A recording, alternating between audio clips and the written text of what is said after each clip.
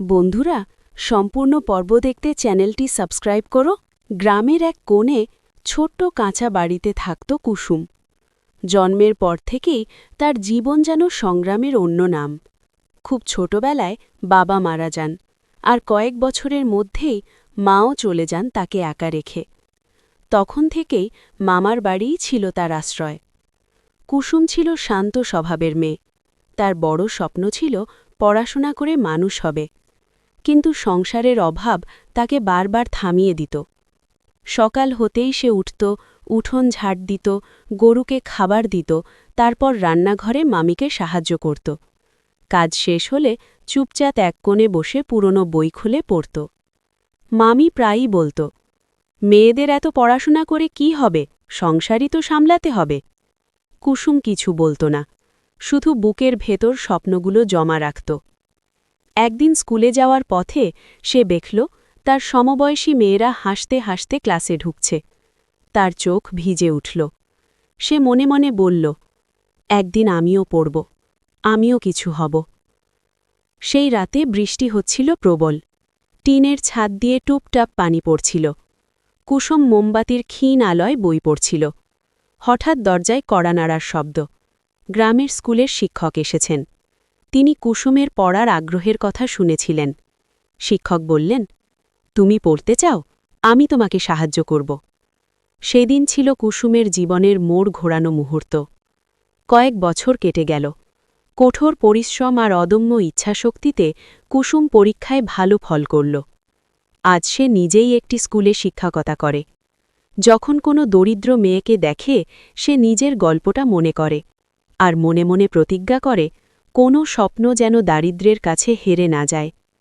কুসুম শিখিয়েছে, কষ্ট মানুষকে ভাঙে না, যদি তার ভেতরে জেদ আর স্বপ্ন বেঁচে থাকে। কুসুম যখন শিক্ষকতার চাকরি পেল, তখন পুরো গ্রাম অবাক হয়ে গিয়েছিল। যে মেয়েটাকে একসময় সবাই অবহেলা করত, সেই আজ স্কুলের আপা। কিন্তু তার জীবনের কষ্ট এখানেই শেষ হয়নি। স্কুলে প্রথম দিন ক্লাসে ঢুকে কুসুমের হাত কাঁপছিল। সামনে বসে থাকা ছোট ছোট মেয়েদের মুখের দিকে তাকিয়ে তার নিজের শৈশব ভেসে উঠল। এক কোণে বসে থাকা এক ছাত্রী, মায়া, তার চোখে যেন নিজের ছায়া দেখল সে। মায়ার জামা ছেঁড়া, চোখে ভয় আর লজ্জা। ক্লাস শেষে কুসুম তাকে ডাকল, তুমি পড়তে ভালোবাসো? মায়া মাথা নিচু করে বলল, হ্যাঁ আপা, কিন্তু বাড়িতে কাজ করতে হয়। কুসুমের বুকটা হাহাকার করে উঠল। ঠিক এই কথাগুলোই তো সে একদিন বলেছিল। সেদিন বাড়ি ফিরে কুসুম অনেক ভেবেছিল। তার মনে হল, শুধু নিজের স্বপ্ন পূরণ করলেই হবে না, অন্যদের জন্যও কিছু করতে হবে। অতীতের দাগ। একদিন মামার বাড়িতে বেড়াতে গিয়ে সে শুনল মামি অসুস্থ। যে মানুষটা একদিন তাকে পড়তে দিত না, আজ সেই মানুষই বিছানায় শুয়ে কাঁদছে। কুসুম মামির হাত ধরে বলল, তোকে বুঝতে পারিনি রে মা, ক্ষমা করে দিস। কুসুমের চোখে জল এসে গেল।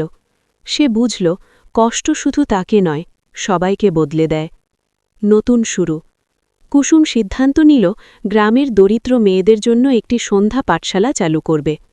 নিজের বেতনের একটা অংশ জমিয়ে গ্রামের কয়েকজনের সাহায্যে সে ছোট্ট একটা টিনের ঘর বানাল। সন্ধ্যা হলে সেখানে মেয়েরা জড়ো হয়। কেউ গৃহকর্মীর মেয়ে, কেউ কৃষকের।